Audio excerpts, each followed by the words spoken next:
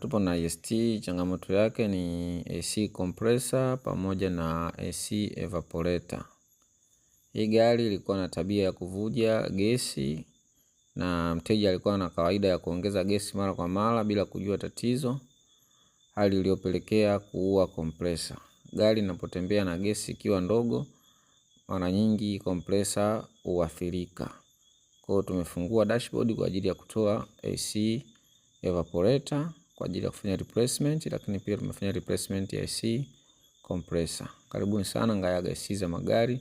Tupo Kinondoni Manyanya kwa ajili ya kutoa huduma kwa mteja yeyote. Pia tuna huduma ya kufuata mteja popote pale alipo.